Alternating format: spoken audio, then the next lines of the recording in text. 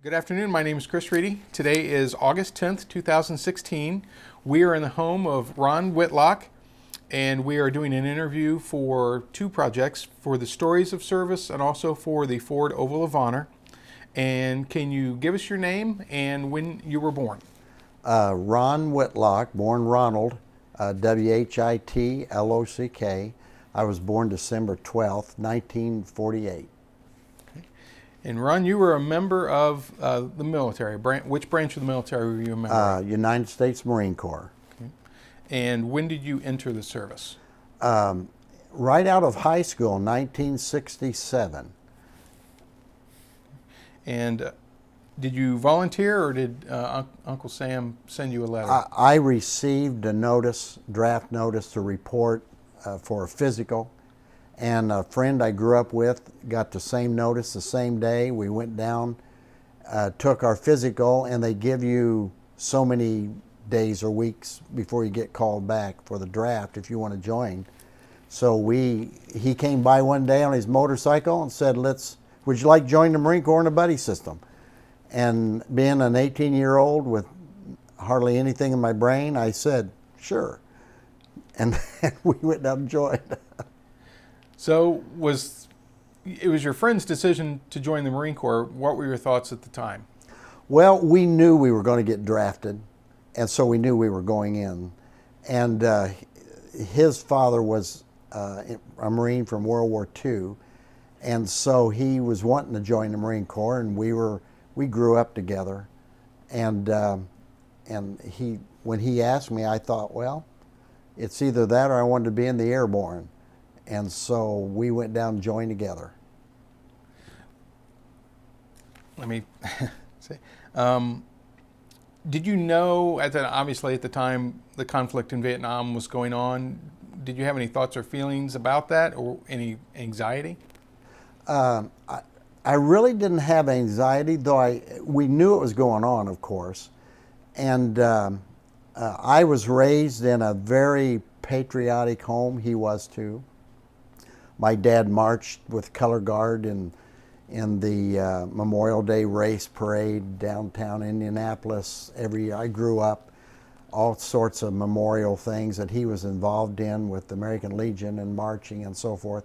So there was this patriotism that I felt strongly about, and I didn't run off just waving a flag to be a patriot, but that was strong, and I felt like I needed to do it, and even gave up a college scholarship at the time from Southern Illinois University, and in wrestling got a full paid scholarship, and I really didn't know what I was wanting to do in life, and so went that way with my friend. Yeah. When you began your training, or during the course of your training, did any of that patriotism kind of wane, or did you begin to question your decision? No, I never did, not through training, and it was very difficult. I was thankful that I was in good shape, but the patriotism didn't wane then, but there was a period of time where I wasn't anti-American, but the patriotism had a question to it, because say, what's going on here? Why, and why are we doing what we're doing?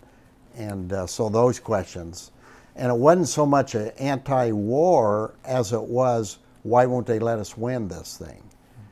Because everything we did had restrictions to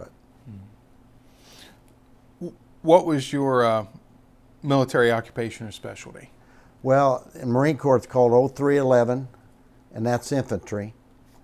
And my friend and I were both selected for the same unit at the same time. And I had scored, I'm not certain what in, but they sent me to be a guard on naval ships. And the Navy calls them seagoing bellhops. And I got there, and they're talking to us about how we scored on everything, and they said, and everybody scored this, and everybody's 5'10", And I said, no, sir, I'm not 5'10". And he said, you go back to that. So you got sent back. I got sent to the infantry unit. And if I hadn't opened my mouth, I'm sure standing in line somewhere they would have saw that this guy isn't the same height. Maybe. But it ended up being 0311. What was your first impression when they opened the door on the plane and you landed in Vietnam? Well, we were nervous because when we landed, the Tet Offensive had started. And when the American airline flew in, they told us we only had so many seconds or minutes to get off the plane. And we knew then that this wasn't just a routine exercise. And so there was an anxiousness, a little bit of fearfulness of what's going on and what's going to happen next. And a lot of nervousness for being, 18 years old and green and going into something like that. When you get there, just to reiterate, you get there and the Tet Offensive is already underway. So you know you're going into a beehive. Can you describe the first several days within joining your unit? Well, they flew us in a helicopter into the mountains, Phu Loc Mountains, and my unit that I joined came down from a mountaintop, or a detachment did, to get us as replacements. And we carried supplies up, and I don't know what the temperature was. I would say at least 100 degrees or more. And I thought I was going to die that day, because before we got to the top of the mountain, we were not used to mountain climbing. It was very steep and narrow trails and rocky, and we're carrying heavy stuff.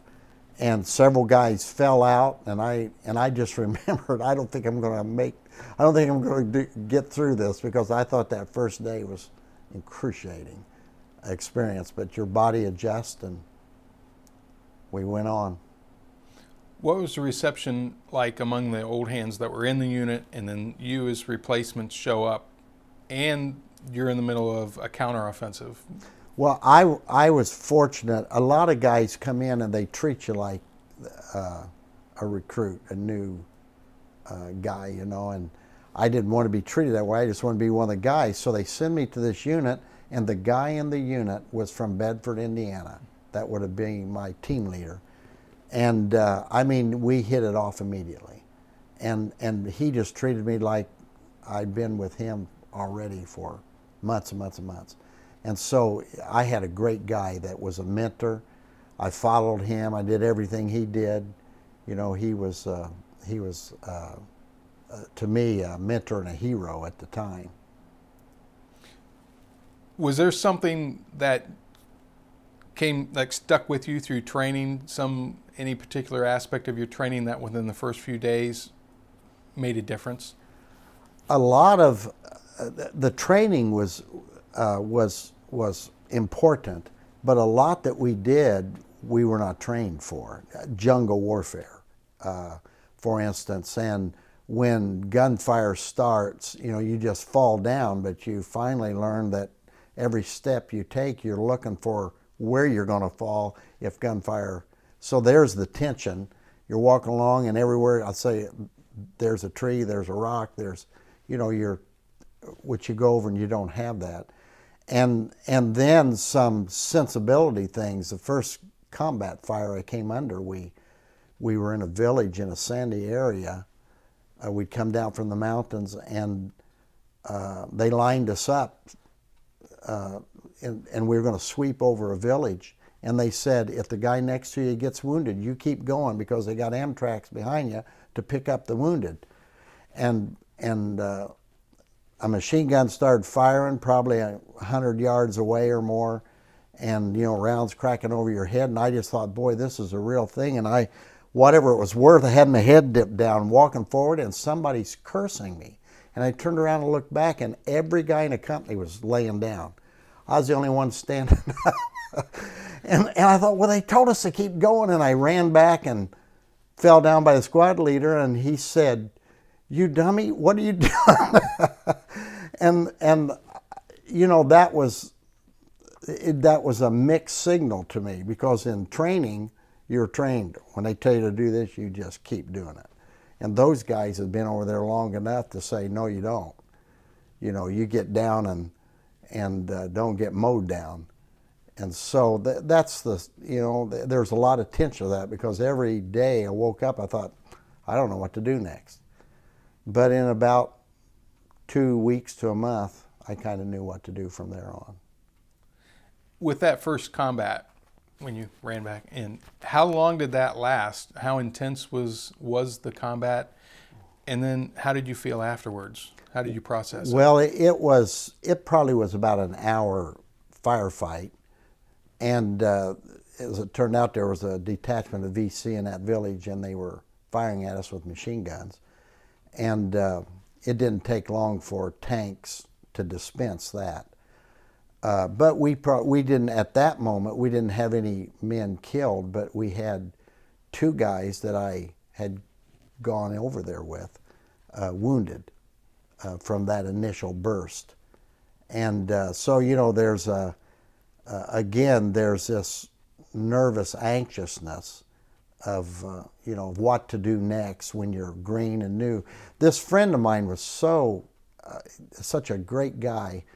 And he would every evening get with me and said, you're all right, you did okay, next time let's do this, next time stay close to me. And even under combat fire, and we would be down, he'd come crawling up from guy to guy saying, you okay, you okay? And most of the time he was under intense fire doing that. But he would, you know, you kind of pick up on guys like that. And did you find later in your tour you were emulating some of those behaviors and activities? Very much, very much. When I become a team leader, you know, I thought how his name was Stephen Smith, and we call him Smitty. And I thought, now, what would Smitty do? You know, those sort of things, you think. The sad thing is he was killed in that action that I was wounded in. And he's the one that I go visit the family every year, Memorial Day, down in Bedford, Indiana. And but when I became squad leader, it was still that I would think this is the way Smitty would have done it, because he was just, you know, there's some guys, he was probably just a little older than me, a few months, but there's some guys that were just mature and not reckless. You know, not a John Wayne Chargem, but was really clear-headed, and everybody just kind of stayed around a person like that. You'd said it was maybe 2 weeks or so you started to get acclimated. You get that situational awareness where you're looking for, that's cover, that's cover, that's cover.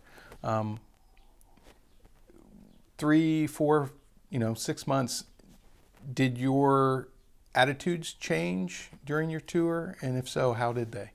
Well, it really did. And my biggest attitude change was after I came out of the hospital and I was sent back over there. I didn't get to know any guys in my squad because I did the first time and they were all killed. And I don't think it was a mental thing, a conscious thing.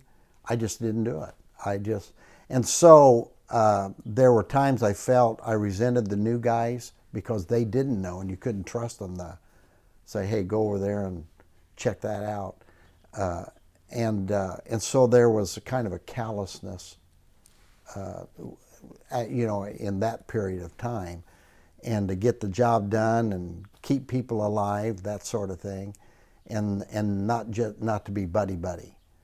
And I had leaders that way too, and when I went over there, and I just don't understand why they wouldn't buddy-buddy, but I found out, 6 months later. You've talked about getting wounded. Let's set the scene a little bit. Tet Offensive is going on in 1968. What unit were you in, and where was your unit, and what was the mission? It's Fox Company, 2nd Battalion, 3rd Marines. And we were in what was called the hill fights around Khe Sanh. Khe Sanh was under siege for 77 days, and we had gone in with many other units to break that siege. So we were in the mountains, and that morning we'd climbed on top of this ridge that overlooked Route 9 going into Khe Sanh. And for some reason, there had been a lot of enemy activity constantly up on that ridge, and I guess it's because of the view or whatever. So that morning, my friend I joined with, squad, rotated in front of us. We were the front squad the day before, and they rotated them in front of us, and they're heading down the trail. And what we didn't know was that the NVA was forming a battalion, evidently to attack Khe Sanh. And they walked into the beginning edges of that battalion. We thought it was just initially a firefight. You're shooting for a while, and bombs and planes come in, and then it kind of dissipates, and the enemy would run off in the jungle somewhere. But it didn't end. It went on and on all day long. And my friend was, they were caught trapped, and so they ordered our company to rush down this trail to get to them to try to help relieve them. And about halfway down that hill, we stopped, and we were under heavy machine gun fire. And I just remember the guy next to me, he brand new, he hadn't been there 2 days. And he was next to me, and we were laying behind a log, and I said, when that machine gunner quits firing, let's sit up and let's just return fire in that direction, try to see if we can get his head down. And he quit firing, and we set up, and there was this huge explosion. I had no idea what it was. And this fellow next to me was wounded, and I was too. And most of the shrapnel, because it's so hot, I had my flak vest open, so it hit me here and came out through my side and the chest, and then all the way up the leg and this arm. And the guys down at the bottom of the hill were still trapped. We couldn't get to them. And so the confusion of the day, they called in jets and airstrike and all that, and the enemy actually pulled back. By the end of the day. The most excruciating was trying to get back up the hill while I was wounded. And I couldn't use my right leg, and I couldn't use this hand. Shrapnel had gone through the wrist,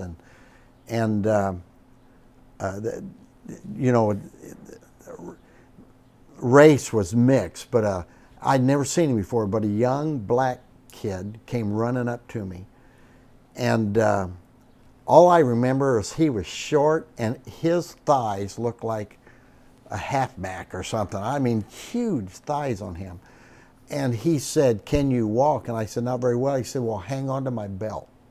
And I grabbed his belt, and that guy, looked like training in football. He was just pumping, dragging me up that hill.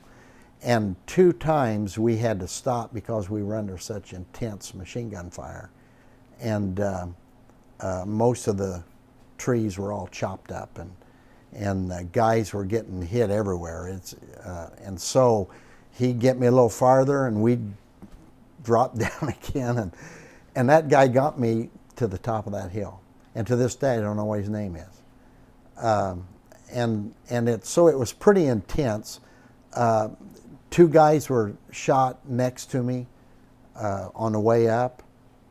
I got to the top, and my gunny sergeant was shot in the head, and right next to me. And then I'd mentioned to you earlier that there was a guy that had 1 day left, Sergeant Joe Whitted.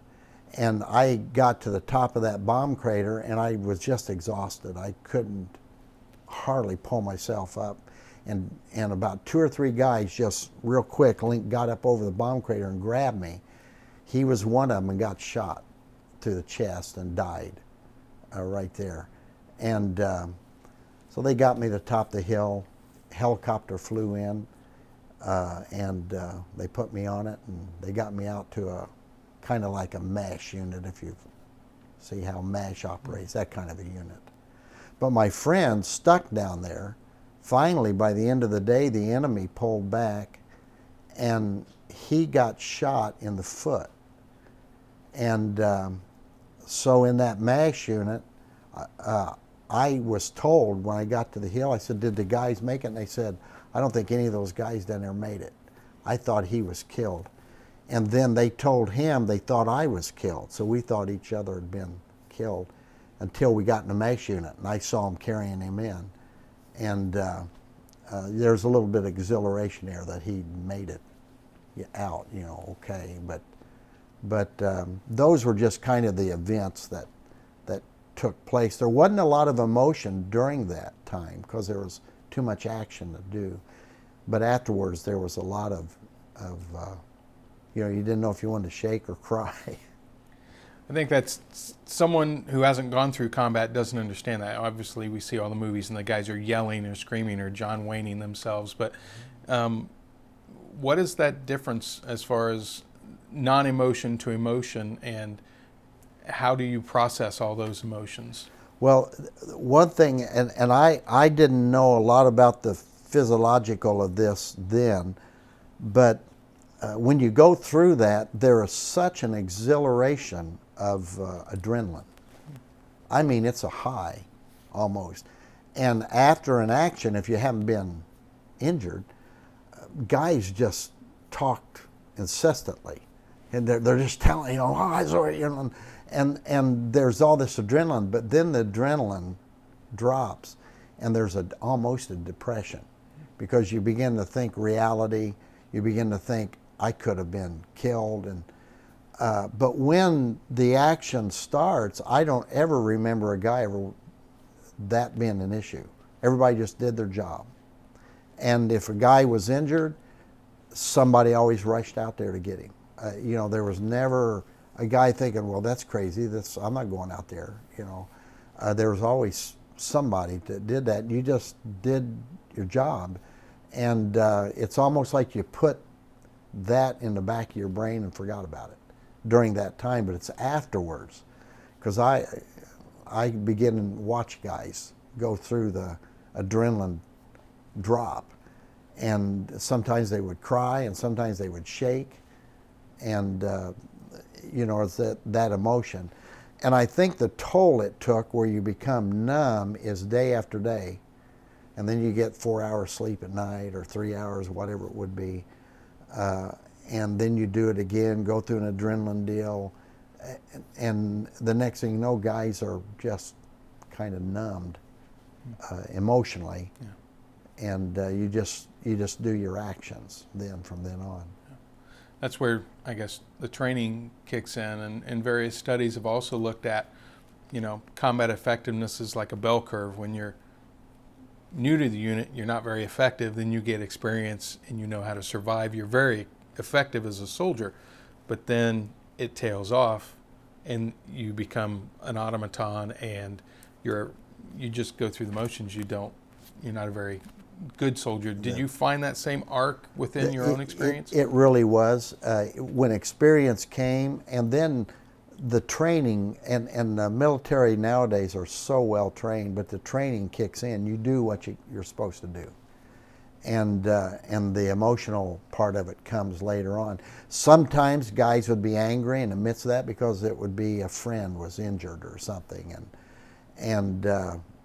but most guys they just did their job, and most of the time we're trying to keep from getting killed or keep our friends from getting killed, and like I said, it would be amazing to me in intense fire, a guy jumps up and runs out there and gets a guy, and without any thought that, I'm probably going to get shot out there. But they often did, and they brought that person back. The unit, or the action in which both you and your friend were injured in, that wasn't your first firefight? No, we had a series of firefights. You'd go weeks and not have a firefight sometimes, because we were up in the jungle area trying to catch the enemy. And then we'd go through a period of time where it was almost every other day. But it wasn't a major encounter with they had two companies involved and we had two companies involved. It was often just a brief firefight where they're trying to catch us off guard, we're returning fire, or we're out on a listening post and we catch them moving down a trail. And it's very brief, and but this one became intense, and it was apparent this was not just a typical firefight. Actually, what happened after I was wounded is about 10 days later, my company set a perimeter up on top of that hill, and that enemy unit formed that night and assaulted that hill with about 500 men. And there was probably about 80 of our men left. And that's where most of my guys in my squad were killed. They were at the brunt of the assault. And where the company held the hill and won the day by the next morning, my squad was the one that was on the slope side coming up. And so there again, we didn't realize there was a battalion down there somewhere. I think they kept thinking the whole time it was a company moving around, and we were just trying to block them or catch them or something like that. But you went from being the pursuer to the pursued, or your unit did. Yeah, they really did. They held that night, and it was very intense at nighttime, which is what happened to my squad. Was if a hole gets knocked out, now you've got this huge gap, and they were rushing through the gaps and now getting behind the guys, and so most of the guys in the platoon that survived it. It was pretty intense. They couldn't make it up the top of the hill. They just survived where they were at that night, and just was unfortunate. I was taken out of the MASH unit and put in my headquarters. I don't know headquarters, but our unit to recover, because I was hobbling around and there was more serious guys that needed treatment. They needed the beds. And I've never forgot that night that they said, your company's under intense attack. It was early the next morning, they started posting the KIA list, killed in action. And I began to look, and every one of them were from my squad. And it was just numbing. It was a numbing experience. Did you feel guilt, survivor's guilt? I did. The whole time I went back angry that I should have been there. The crazy thing is, you're young, but I had just turned 19, but if I had been there, I would have been with them, so my name would be etched on the memorial wall somewhere. But there was very much anger and guilt, and then they came to me and said they have to use dog tags and dental records for identification, but they also want to have one visual. And they said, you're the only guy that's left in the squad. So they sent me to what's called Dong Hall Graves, where they bring all the bodies in to get them ready to bring them to the States, to identify the guys. And that was pretty traumatic. And I went in and, they brought every body out in the bag, and I had to sign an identification acknowledgement on every one of them. In all, I probably signed identification for about 10 guys, but in all there was about 20 some, but they weren't all from my squad, guys that I knew that were in the company. And you were sent to Japan to convalesce? Yokosuka, Japan, to convalesce, and when I began to recover there and could get around, if you get up and use a broom, they'll let you go out on leave. And I was up using that broom, and so I could go out and go to the movies or something. And I got to go on leave, but it was, it was just one of those things where I don't know if the guys they'd give me duty assignments that were just miserable. And guys are bossing you around, and I'm thinking, I felt like I was a mature veteran by now, 19-year-old mature veteran. But I went to the doctor and I said, "This is crazy. I joined the Marine Corps to be a Marine, and not to just stack boxes." And I said, "Can you send me the states?" And he said, "I can't. I don't have authority to do that. All I've got authority to do is sign a waiver and send you back to your unit." And I said, "Well, send me back." And he did. And I still remember the day I landed on a helicopter and stepped off of it and thought, what in the world did I just do? And so when I got there, they immediately made me a squad leader because I was the most mature guy there, been there the longest. And the thing was, it wasn't like going back to your unit. All the guys I knew were gone, had rotated home, been wounded or killed. So these were all new guys, and so they made me a squad leader. And I got the guys through it, but I didn't really get to know them. I just stayed to myself and did the commanding things you got to do. And I look back on it now and thought, that's a shame, because I probably had a emotional reaction that I didn't want to get close to these guys. Do you think, looking back, that some of your motivation to go back to your unit, do you think revenge or retribution were involved, having lost your squad? I think so. I think a lot of that was in play there, that I felt like maybe that I need to go back, and there are just a lot of things. Part of it was the way I was being treated by superiors, and I just wanted to get out of that situation. And so I went back to the unit, but what I didn't know was the doctor, for my benefit, signed absolutely no combat. And when I got back, they just stuck my records in a file, and I went back to combat. And I was back in combat for several months. And the next thing I know, my commander got a call and said, "Get him out of there right away." And he said, for some reason, you've got to go. They want you out of here. And so I still remember we were on top of a mountain peak, and a big Chinook flew, with two of them, and one flew and landed, and guys leaving got on it. And as it took off, it got shot down. And I just remember seeing it fall down in that, because we were on a mountaintop in that valley, and crash and explode. And the next one landed. And he said, "If you're going to get out of here, you got to get on that." And I said, "I'm not getting on that."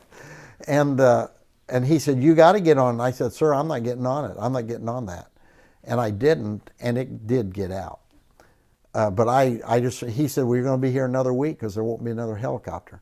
So I went through another week on the mountaintop, and another helicopter flew in, and I got out. As it turned out, they began to look at my records and found that I wasn't supposed to be in combat. So I finished the tour out at the post office in Da Nang, and shuffling mail of guys that had been killed, and we had to send it. And that was there again was another. Can't believe I got assigned to some of these duties, but my job was their mail came to them, and they had been killed, so they would send it back to this department, and we then had to repackage it and send it back to the family. And so that was my job for the rest of the time I was in, for the last month probably. When you were in that last month, doing a duty you didn't really want to do, but did you look back on maybe that stretch where you came back from the hospital and re-entered combat? Was there any kind of self-recrimination, like, why, if anything happens to me, it's my own fault? What were your feelings that you were feeling towards yourself and the people around you? There was. I thought this. I never regretted being with the unit, but I thought, I made it out of one already. Now I'm back. And it wasn't as intense. The last part of 1968, America, anybody can look at the records. America probably was this close to winning the war, but politically we lost it. And the enemy was decimated. There was no VC left. The NVA, my last months in combat, the only NVA prisoners that we took were not over 15 years old. They were going into Cambodia and just getting boys out of villages to fill ranks. And I mean, that's a visual testimony that I'm actually giving, that those prisoners, our guys were devastated when we realized we were fighting 15-year-old kids, and they treated them very well. The prisoners, gave them water, gave them food, and so the last combat experiences I had were with really young teenage boys, and we began to say, well, this thing's over. They can't field an army. And the truth of the matter is, that's what I didn't know was going on in the U.S., the protests and everything, that we were literally losing the war politically. And combat strategy, we won it, and never lost the battle. But it was the political agenda that made the day. When you finally are getting on the plane to head home, and what were some of the thoughts going through your head, and then what was your, we have spoken, but for the record, what was the reception once you got home?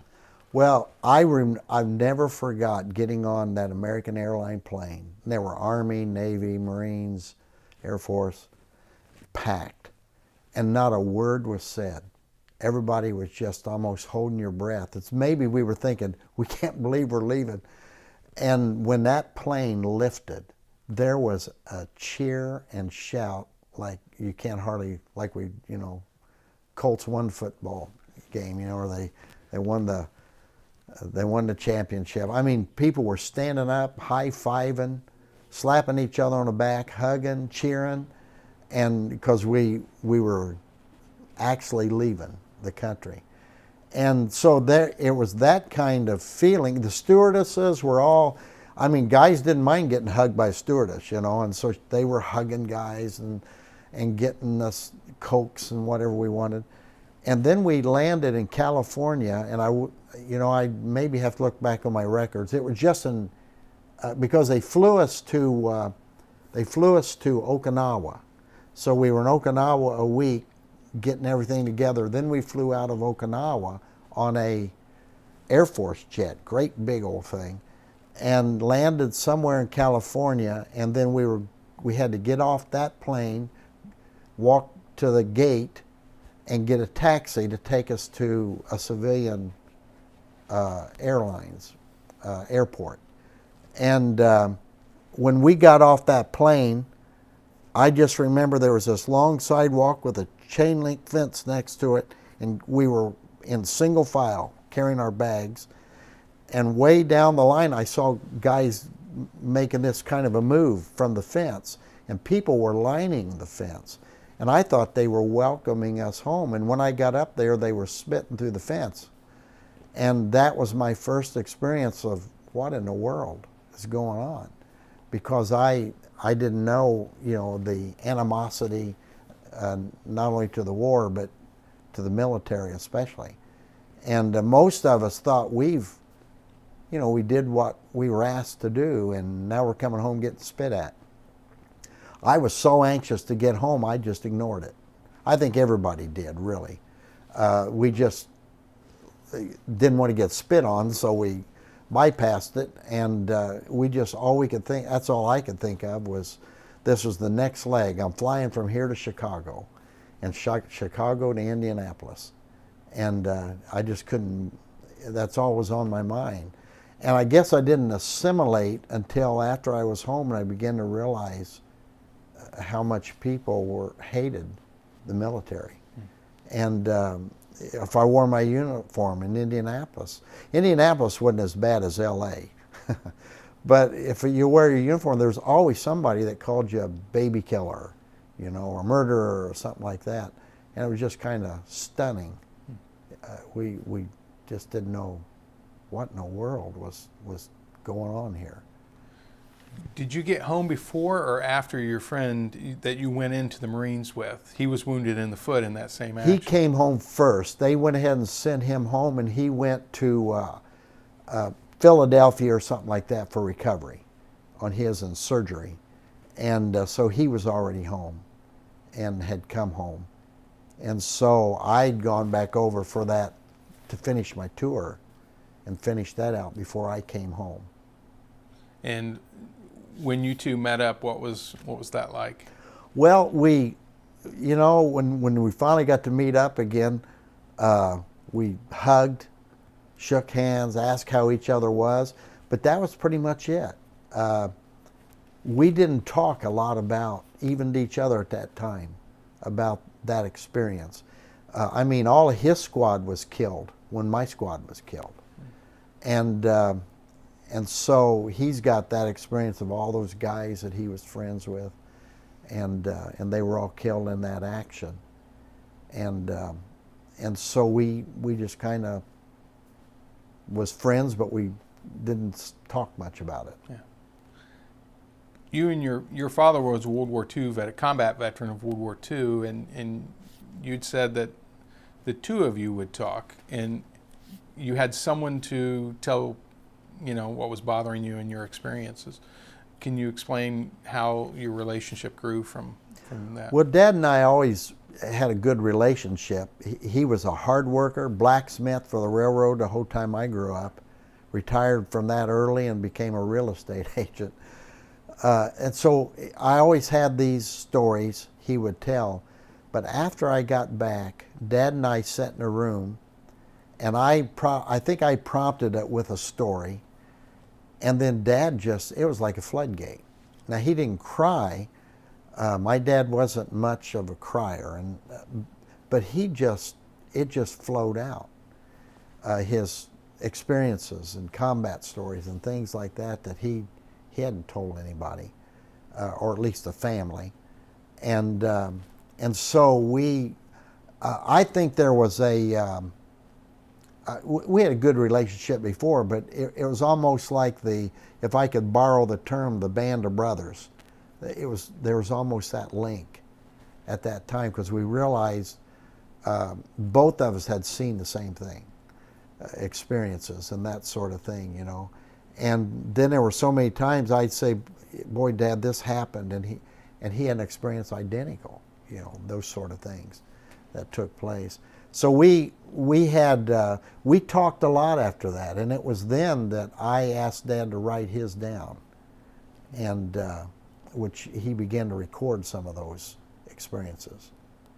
And he went to reunions the latter part of, I'd say, the last 20 years of his life, 4th Infantry reunions, World War II reunions, and that really was wholesome for him, because he saw a lot of buddies and friends he served with, and they kept contact every year. And you said he was active in the Legion and Veterans. He was a sergeant of arms for the Beech Grove American Legion, and they served at funerals and marched in every patriotic parade that Beech Grove had or Indianapolis had. And so I saw that a lot. I'd go with them a lot. When I was a kid growing up, when they were practicing, I'd march with them, and all that. So it wasn't that I had I don't think I had a unrealistic aspect of it, but I had a very strong patriotic aspect of serving the country. And so my dad was appreciative of veterans also, very, very much. So I grew up with that, realizing he appreciates it if you serve, that sort of thing. And so I just didn't realize what it would open up between us when I came back. Did you join the Legion or any veterans organization when you came back? I didn't. I felt like I didn't have time. I went to college, then I went into ministry, and it was so busy. I did join the Disabled American Veterans because I didn't know that I could get any kind of compensation for my injuries, and I was having trouble with them. So the VA contacted me and said, come in for a review, and they gave me a 10% disability, or I shouldn't say disability, a compensation, and only on my wrist. And a friend said, you need to go to DAV. And when I did, they said, are you serious? You've got a wrist you can't hardly bend, and you've got shrapnel in your knee, and you got shrapnel in your elbow, and and they said, so the DAV went to bat for me. And over the next several years, it was raised to about 40% of a compensation. And I've never really went to get any more. It's the same as it's always been, so I just leave it where it's at. There are obviously the physical wounds that you and your friend sustained, and other veterans as well. What about the mental wounds? Did you need support? Did you feel like you needed support at any point? Whether I knew what to call it at the time when I came out, we all did the same thing. We just put it behind us, and we went on with life, got married, raised family, but it was there. And the mental wounds were, I didn't wake up at night, and my friend did. He'd wake up in sweats and having nightmares. There wasn't a day go by, and not many days even now, that you don't think about it. It's there. But I don't have nightmares or anything like that. But the wounds years ago were really excruciating, because I felt like I should do something. I say, should I have looked up Sergeant Joe Whitted's family and let him know? He was a hero. He risked his life to pull me in that hole and got killed doing it. Or, 19-year-old kid, I pulled up and held my arms till the medic could get there, and he died. And so, I think, should I have looked his family up? So those kind of emotional wounds you carry and you wonder. And I think I found healing when we moved back to Indiana, and I went down to Bedford. My wife knew. I said, if I ever moved to Indiana, I'm going to go put flowers every Memorial Day on Smitty's grave. And his sisters happened to come to the grave after I was there and saw the flowers. I'd left my name on it, and I just said, your buddy, Ron Whitlock, Fox 23. And they Googled my name, found out I lived in Anderson, and called me. And as it turned out, he was from a family of about 11 brothers and sisters. And they called them all together. Their kids, their grandkids, all that. It was like a family reunion, and asked if my family would come and meet with them. And what amazed me was every one of the girls, but the youngest one, who was really born after he was killed, married a minister. And every one of the brothers became a minister. And that was amazing to me, that life, because he was he was just a unique individual. And so that became a healing. We get together every year. We go put flowers on his grave. We meet at Spring Mill State Park, and that's where they're all from, Bedford area. And they stay in a lodge all night, overnight, and we eat at the lodge there. And it just, so we do that every year, and it really has become a connection. And a real satisfying thing. So that's the reason I introduced my friend to him, because he knew Smitty as well, and they were good friends. And it has really helped heal his PTSD. That's from his own words, and he admits that. So there's come a healing, but in my early days, I just kept forgetting about it. I really never told anybody I'd served in Vietnam, and the family knew, because of the period of time. People would look at you like you just got out of prison from mass murder or something like that, So you just didn't tell anybody. If I worked a job, I never told them. I just went on. And I think that caused a lot of guys to bottle up until later in life. There was certainly a scar across society as well at the time. And most Americans throughout the 70s and 80s just tried to put the experiences behind them and not touch the scar, not reopen the wound. But when the Gulf War came along in 1990, Vietnam veterans started to come forward at that time and tell their stories and say, don't forget us. We have stories we need to tell too. So did you find that experience to be true as well? My wife was the first to notice it. I guess I didn't at the time, but the Gulf War, and I would sit in front of the TV and watch every detail, you know, as going on in the Gulf War. And one day she said, you know, I think this is causing some resurgent memories. And I said, what are you talking about? She said, there's nowhere we can drive. She wasn't complaining. She was just, matter of fact, telling me. She said, there's nowhere we can drive that you don't tell me a story. And you'll smell diesel and you'll say, you know, that reminds me of, you know, or something like that. Or you see some kids playing in a ditch and you'll say, you know, I remember.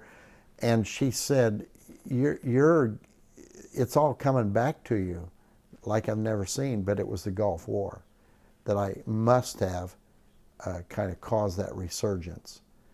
And my friend that has PTSD, his PTSD didn't really surface severely until after the Gulf War.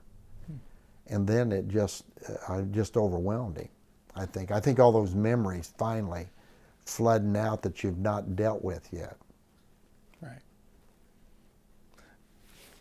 What would you say, I mean, probably the wounding, but was there a moment when you were in Vietnam that was the scariest? There were too many, but there were some that were, and some of them were in ridiculous situations. But there was one they sent when I was became squad leader, and they sent my squad out in front of the company for what's called a listening post, an LP. And you go way out. You're supposed to go out maybe 1,000 meters, but I felt mature enough and leader enough that I said, we're not going that far. Besides, we were in the DMZ when that was taking place. I mean, we're looking across the river at North Vietnam. And we knew the enemy was there, and we were chasing them all over the place. And so we were out there that night, and I've never forgot it. I heard movement coming in the jungle, and it's dark and moonlight you could see, and I began to see silhouettes, and you could hear the clanking of their canteens and their rifles, and it was one after another. So I knew it was a heavily armed company, and we had maybe 5 of us. And we were laying down, and I was telling everybody to be still. And I can even remember in the moonlight seeing this, and he was a brand new kid that had come in next to us, and he was nervous and had his finger on his M16 trigger. And I reached over and just tapped his finger. And he realized I meant get it off that, because if he would have accidentally fired, it'd been over, you know. So they moved across in front of us, and I would say maybe the length of this entire house right here. They were that close. And I was a squad leader, and everybody was keying off of me, but I want to tell you honestly, if I had to stand up, I don't think I could have. My knees felt like rubber. And I mean, you're literally looking through the dark at these guys that don't know you're there. And so we had radioed the company. We couldn't talk, but the system was you clicked. And if you kept clicking the radio, they knew you're getting attention, and you couldn't talk. And they would say, do you see enemy? 1 click for yes, 2 for no. So I click yes. And then they said, click 1 click for how many meters they are out in front of me. So I clicked how many meters I thought they were out there. And then they said, click 1 if you can ambush them, and 2 if you can't. I didn't even click because I thought my lieutenant was fairly new, and I thought he's going to want me to, I'm not even going to answer that one, response, and I didn't. But it was, I don't know how the rest of the guys felt, and I was thinking the whole time, what would Smitty do? he would appear to be the leader, because everybody's nervous. I know, you know. There were probably some wet spots on the ground when we got through, you know, but you're that nervous. And it was probably an hour before all of that ended. They went on. And we were holding our breath. Our hearts were, at least mine was beating so hard, I thought somebody could hear it. You know, it just thumping. And so that was probably a tremendously frightening moment, to realize that at any time they were heavily armed. They could have turned on us easily. And our job wasn't to ambush. Our job was to be what it is, a listening post, and look for enemy movement. And sometimes when there was opportunity, you ambushed. But that wasn't one of them. And, you know, that was tremendously frightening. And another time, you know, it's the humorous things. My squad leader told me as I was first over there, we were in an area where there was huge elephant leaves and down this hillside, and the mountain went on up and huge trees. And he said, get on the side of that hill and just be a guard out there for us in the flank. And there was nothing to hide behind. I'm thinking, I'm sitting right out here on this steep hillside. There was nothing, not even a tree to get behind.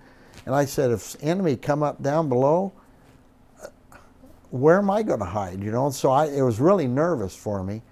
And the guys walking up the trail got sniped at by automatic weapons. Nobody was hit, but the bullets coming through the tree tops over our heads went over my head too, you know, cracking, hitting trees and things like that. And I just remember it shocked me so bad, I picked my feet up and went all the way down that mountainside. A slide, like a kid sliding down. And I just remember elephant leaves busting. And I couldn't get back up when I got down that hill. And I really got a panic. You know, one of those, I mean, I could sense it. I was panicked. My feet were pumping. I was clawing, but there was nothing to hold to. And then, you know, in rational thinking, you think, okay, I'm at the bottom of the hill. Just stop. Just figure out a way to work my way back up, you know. But I was so panicked, I was trying to claw my way up. And that's the other, I'm glad nobody saw me, because I was embarrassed, personally embarrassed, you know, that I'd panicked so bad when that happened. But I look back on it now, it's kind of chuckling, because I wiped out a bunch of nice elephant ear plants that all the way down that hillside. Well, it shows I guess the full arc of your growth. You know, one of my questions was, how did you feel you changed? You know, when you're at the listening post, you're like, there's no way I'm engaging, but you had command of your emotions, and you knew to stay calm and at least exude the sense of leadership. When you're green and you're sliding down a hill, you panic. So I guess my question, if I can form one, looking back 50 years, how do you see how you changed in that 1 year of service? You know, this is amazing to me, anyways, because when I was in high school, I was somewhat of an introvert. Actually, I would pass out if I was given an oral report, and my teachers always said, you don't have to give an oral report. And I came out of the Marine Corps, and I wasn't the same. I go back to my friends, and they're been going to college or just getting out of college, you know, and it wasn't the same. My emotional and maturity was 20 years older, you know, in perspective.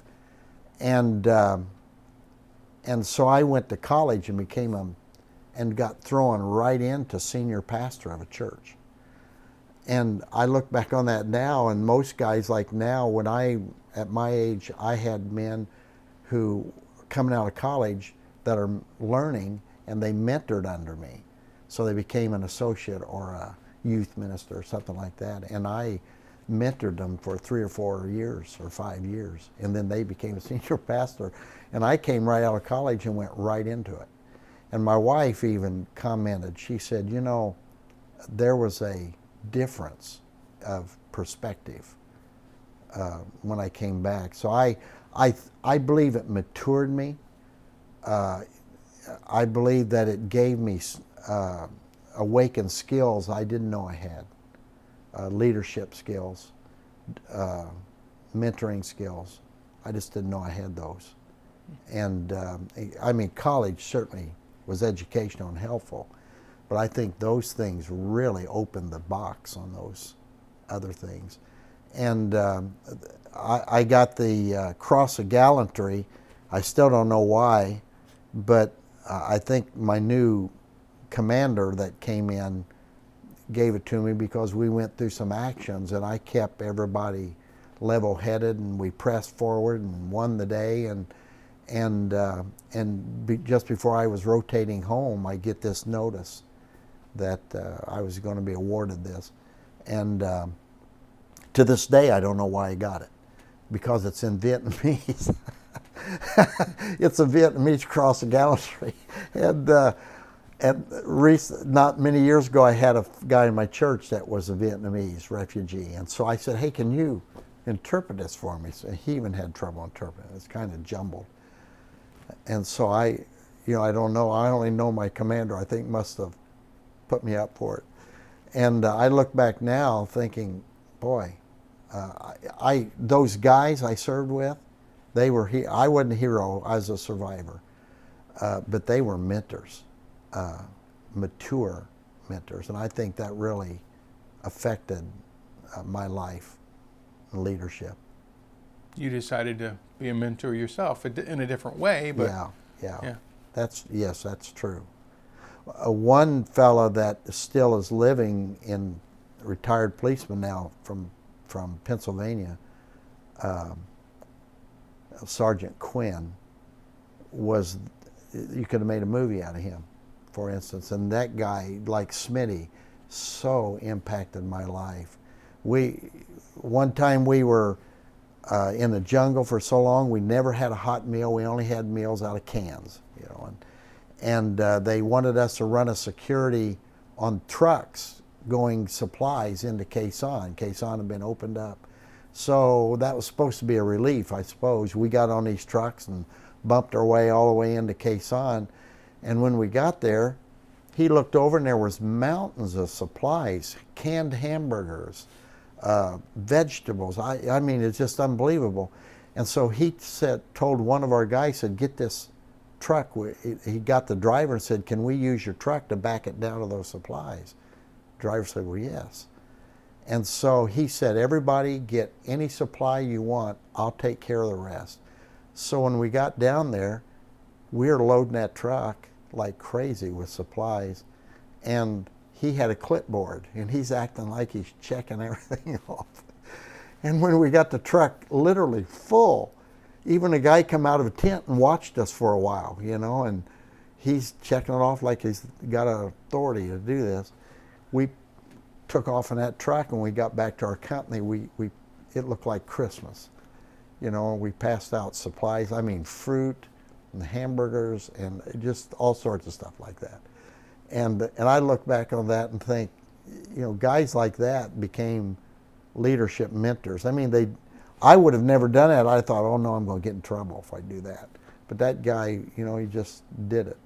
And he did one thing like that after another, and you could almost make a movie out of him, So guys like that really impacted my life, to think things through and do what needs to be done, sort of thing. Richard, you get that cough out. I'm going to check my notes real quick.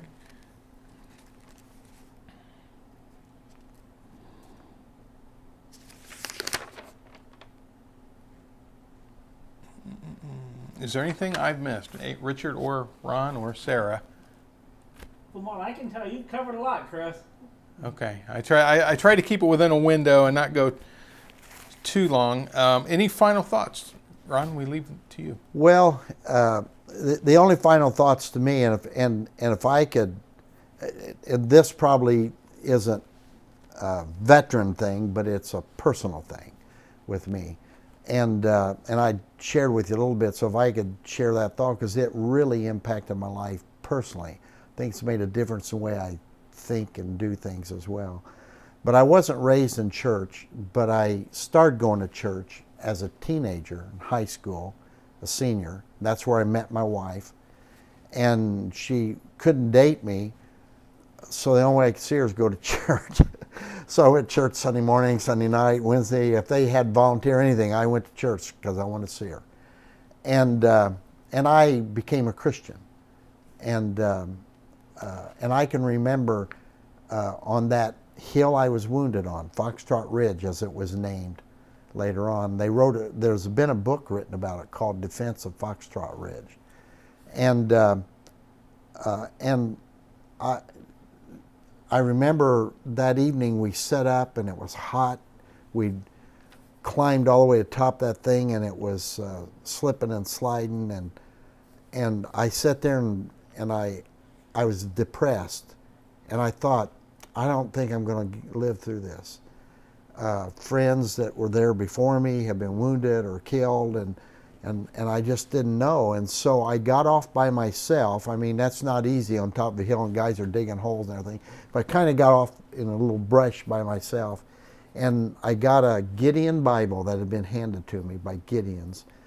And this is the gist of what I said to myself, and I was praying, Lord, I didn't really know how to pray. I didn't know a lot about Christianity. I just became a Christian before I went over there. And I said, Lord, I don't know if I'm going to live or die, but I do want to know, are you real? That is that simple. Just, are you real? And I opened the Bible, and it was the New Testament and Psalms. And I opened that little Bible and it opened to Psalm 121. I couldn't have told you what book was what in the Bible even at the time. But it opened to Psalms 121, and I read that. It says that my help doesn't come from the mountaintop, which is what we were on. It said, my help comes from the Lord, who neither slumbers nor sleeps. And he will not allow your foot to slip, and he'll not allow the sun to harm you by day, and it was blistering hot, or the moon by night, and he will watch your coming and going forevermore. And so I thought, wow, that said so much to me. I mean, it really encouraged me. But a helicopter flew over and dropped a net full of supplies of ammunition and food, and there was some mail in there, and somebody saw my name and said, you yelled down and said, Whitlock, you got a letter. And it was from my grandmother on my mom's side, who was a wonderful Christian lady. Probably had a lot of influence on me growing up, though we didn't go to church. But she was a saint. And I opened the letter, and she's talking about Indiana, what it was like here, the weather, but at the end of it, she said, I've been praying for you, and she said, if you can get a hold of a Bible, God's given me a scripture promise. And she said, turn to Psalm 121. And that's when I really felt, that didn't make me a Christian, or I didn't become a Christian at that moment. I'd already committed my life to do that. But that was a defining moment, because I realized for that to be put together, for me to open that Bible at that moment, and my grandmother to write a letter that takes a week to get there, and for them to intersect at the exact same time, my emotional moment, that was a defining moment. And I knew then what I was going to do with my life. So my response was that, Lord, if I don't make it, I'm yours. And if I do, I'm yours. And so I've never looked back on that, because that was, now God's given me a lot of other moments, but that was my first one as a young person, initially in the Christian faith. And so I always like to tell that story, because it was the next morning that I got wounded. So when after reading that, then that next morning we're heading down that hill, and when I was wounded. Yeah. So it's a memorable moment for me. And it kind of set your feet on the path for your future, really. It really did. It really did. And I don't look back on that. I mean, that was a defining moment. I don't regret, because it could have been anywhere else. God could do that. I know that. But it was, for me, it was a tremendous moment that defined who I decided I was going to be the rest of my life. And so I share that with my kids. I've shared it, with family and that sort of thing as well, because I want them to know, what propelled me to do what I did. And so it's I'm not ashamed to tell that part of it. It's a good story to end on, I think. Good. For us, yeah. Good. Before we quit, Richard, and I've forgotten, I wanted to get your final rank. Okay. When you exited the Marine Corps, what was your rank? I was E5, a sergeant. Been promoted to sergeant, and I already knew this wasn't a defining moment, it's just a unique moment, but I already knew that when I got out of the Marine Corps, I was going to go study the ministry. And but I had a year left. They promoted me to sergeant, and my wife and I were getting married, and so she was going to be a Marine wife for 1 year. And my commander called me in 1969 and said, they're bringing troops back and they have too many, and we're going to have to let some guys out. We're going on a point system, and you got the most points. And he said, do you want out of the Marine Corps? Nobody could have ever figured that scenario. And so I got out of the Marine Corps, and I worked for Eli Lilly for 8 months, and then went out to Colorado Springs to go to college. And a year in advance than what I thought I'd be doing all that. Yeah. So that was kind of a head start, really, to kind of your career. It really did. And though the Marine Corps enticed me heavily, they offered me a rank up, staff sergeant. They offered a pretty good bonus, duty where I wanted it if I'd stay in. And I think my wife would, well, she wasn't my wife then, we were getting ready to get married, but I think I would have been injured if she would have beat me above my head and shoulders if I had said, I'll stay in another 4 years, Yeah, that's a decision you make together, I think. That's exactly right. Well, Ron, on behalf of WIPB and Ball State University and our country, I thank you for your time today, and I thank you for your service to our country.